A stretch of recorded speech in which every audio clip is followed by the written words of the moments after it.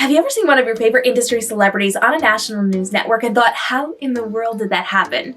Today, we're taking you behind the scenes of how one of my favorite industry celebrities, Amy Porterfield, got her appearance on CNN directly from the woman who was responsible for that placement. We're talking to PR expert Christina Nicholson today, and we're breaking down how she got Amy Porterfield on CNN and what you can be doing to extend the life and reach of the content that you are putting out there for the different appearances that you're doing, and how you can make sure you use that to leverage it for other appearances as well. Let's get into the conversation. Hi, I'm Christina Nicholson. I am a former TV reporter and anchor. Now I own a public relations agency, and I teach other business owners how to act as their own publicist if they don't have the budget to hire an agency.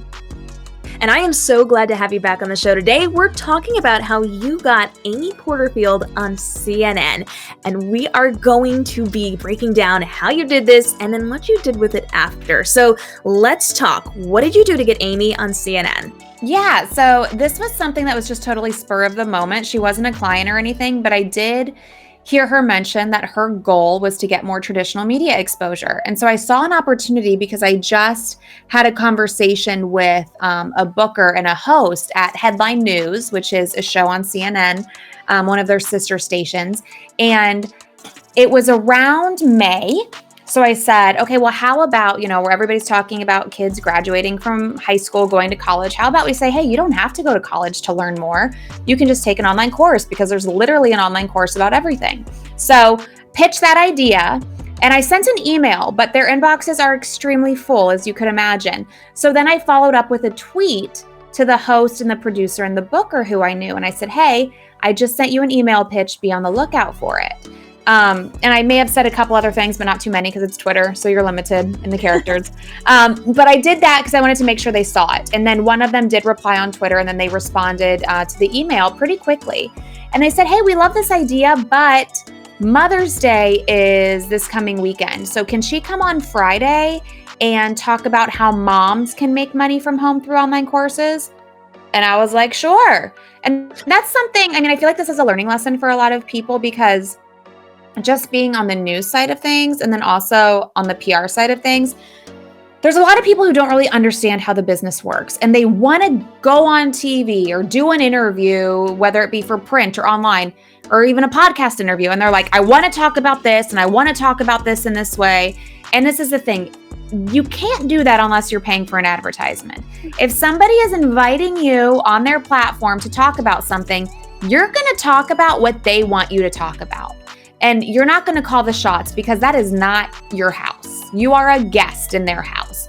So if you want to be on CNN talking about what you do for a living, you are going to go with the angle that they provide you, or you're just not going to get the coverage at all. And if you want it that bad, then you can spend tens of thousands of dollars to pay for it, which nobody will watch or pay attention to because that's what it is, honestly, with a lot of advertising now. So I called her and I was like, listen, they love the idea, but we're going to pivot because the Friday before Mother's Day is when they have a slot open for you. So they want to talk about moms making money from home through online courses. So just make sure that, in your back pocket, you have a couple of examples of how moms replaced their full-time income with an online course at home. And she was like, okay, cool. It's like, make sure you got, like a good setup, you got good lighting, good audio, the whole thing. So we did that, and she appeared on CNN. She did a great job. It was probably like a 3 to 4 minute segment. And the headline for that story was, however much money the online course industry is. It's like the $1 billion online course industry, whatever it was, something like that. And she was like the face to that headline. That's fantastic. And I love that you went in with a specific pitch. So you came to them with a very clear plan, a very clear trajectory of what that conversation would be like. And they asked to change it, and you had to pivot, and so did Amy.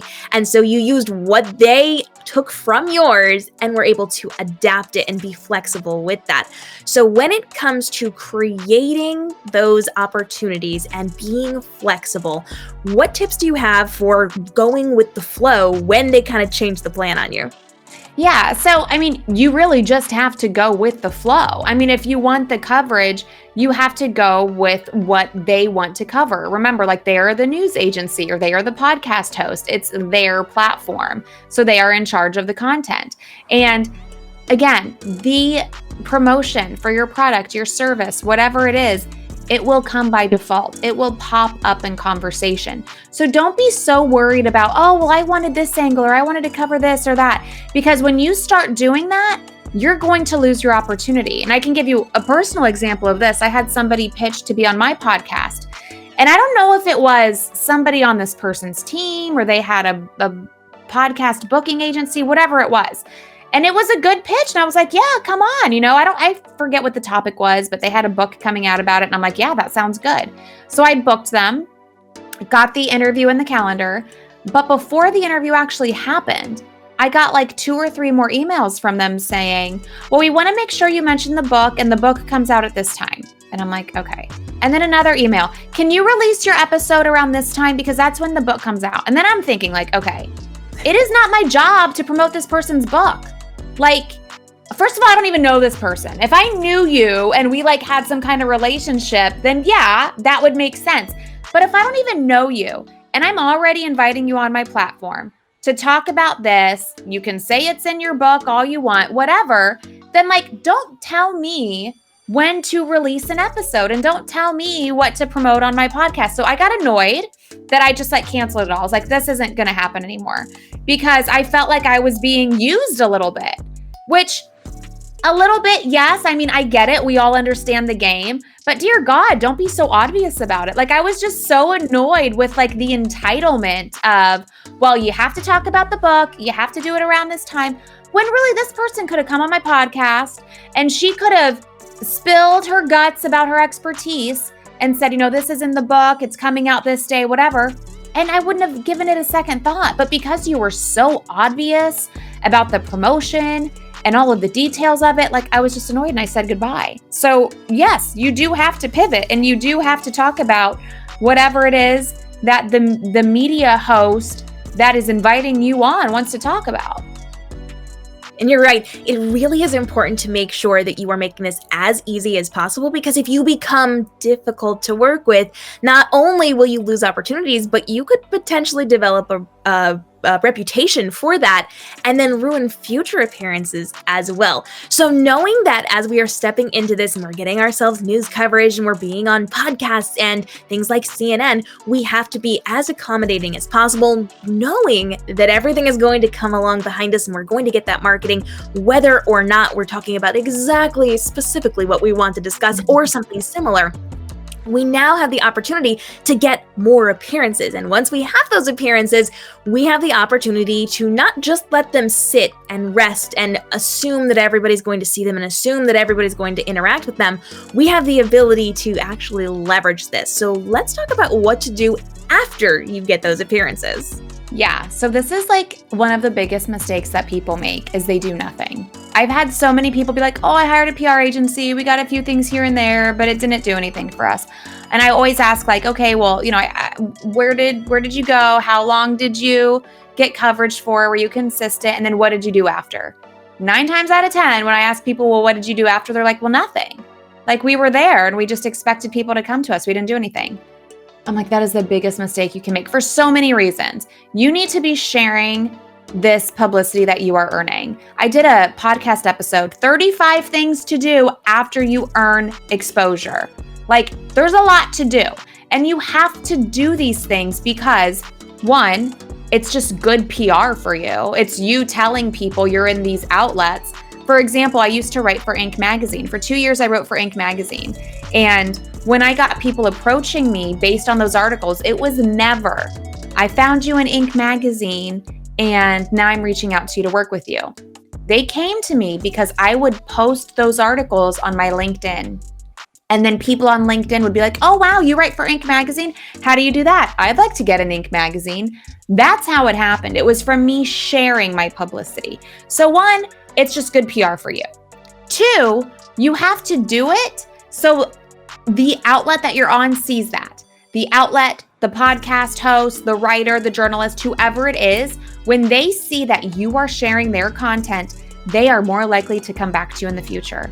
And if you don't share their content, they're not going to go to you. They're going to go to your competitions. I've had 2 clients on 2 different occasions lose opportunities because they were not sharing the media that they were given on social media. I have literally had a journalist say, hey, listen, we gave you coverage last time. You didn't share it on social media. We're going to go to your competitor because they share it on social media. Because a lot of these journalists, they get attention and they get props from their boss when they get traffic. So you have to help them get the traffic, especially if you are included in that article or that episode or that segment, whatever it is. So those are the two big reasons. And the third big reason is it will help it snowball into more coverage. So for example, I got my TED Talk because somebody who was an organizer of the event saw me sharing all of my media stuff. And they were like, hey, we would love for you to do a TED Talk and talk about news and fake news and everything that's happening with the media. This was in 2018. So, it was like a time. So you get invited to do things like public speaking, and you can get paid for public speaking, and you get invited for more media opportunities. So it's just so dumb on so many levels to not share it, because you leave money on the table and you leave opportunities on the table. And honestly, it's just disrespectful to the person who invited you over on their platform. So not only does sharing this help you, but it builds a lot of goodwill with those reporters who then may come back to you for future stories. So on that note, what are some of the best things that we can do to reiterate your points or to add in new ones to build that goodwill with reporters that we have worked with or potentially could work with? Yeah, so something that I do is I always share it on social media and then I tag them.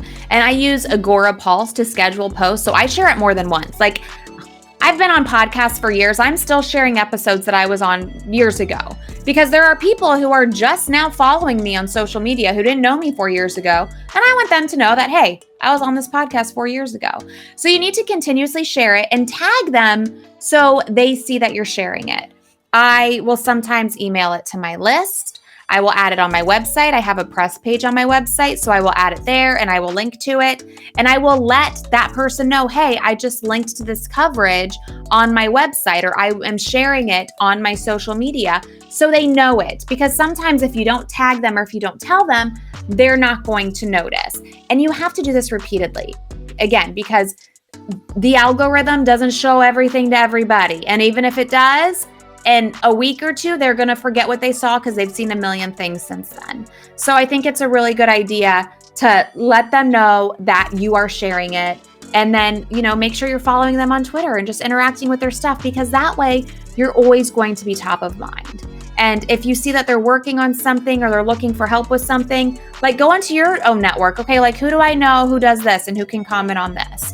And then you're just going to have such a good relationship with, all you need is a good relationship with a few. And, they all hang out together. They'll refer you as a source to other people. And then it's just like, you don't even have to pitch yourself anymore at that point. It just is coming to you. One of my favorite things to do as an entrepreneur is to act as a business matchmaker. And so whenever I see something that I'm not qualified for to speak on, I will go into my network and I'll find people who do match that. And I'll send them those requests, or I'll send them to that connection. And it's just so good for building out that network. So I love that you brought that up. I feel like that's something really important to make sure not only are we building up things for ourselves, but for our network as well. Because when we are helping others out, they'll also be able to help us out, and really everybody is connected, especially in the news world. So those are some fantastic tips. Final thoughts for our people on developing that goodwill and really repurposing that content after you've made your presentations. My final thought on that is that it's just so easy and it doesn't take a lot of time. For example, right before we got on recording, I got an email from one of my team members saying, we just got a client coverage here. I copied and pasted it. I put it in my social media scheduler. I set it to re-queue 2 different times, and that's it. It's really that easy. It took me not even 3 minutes. So you can do that too. You can do that for yourself. It's really good, quick, easy, free marketing for yourself. So don't assume everybody saw this coverage. Even if everybody saw it, guess what? In 2 minutes, they forgot they saw it. So you need to be reminding them on a consistent basis.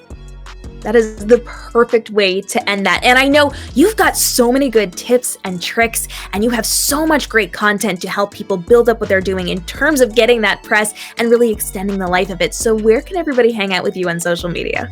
Yeah, so on social media, I'm at Christina All Day.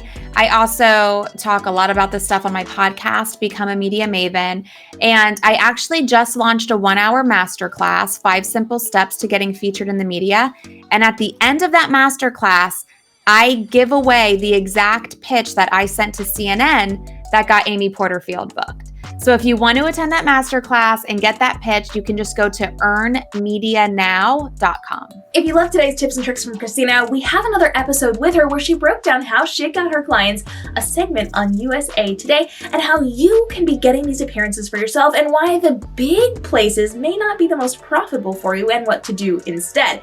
And hit the subscribe and notification bell because Christina still has one more episode with us where she's going to be breaking down how she used her LinkedIn account to get a TEDx talk and how you can be doing similar things. If you got questions on this, go ahead and let us know down below and hit that subscribe and notification bell because we're dropping daily videos to help you level up on your content creation, save you time and effort so you can get back to running your business, and tips and tricks on how you can be running your businesses for the easiest way you possibly can so that you can get back to running your life. We'll see you in the next episode.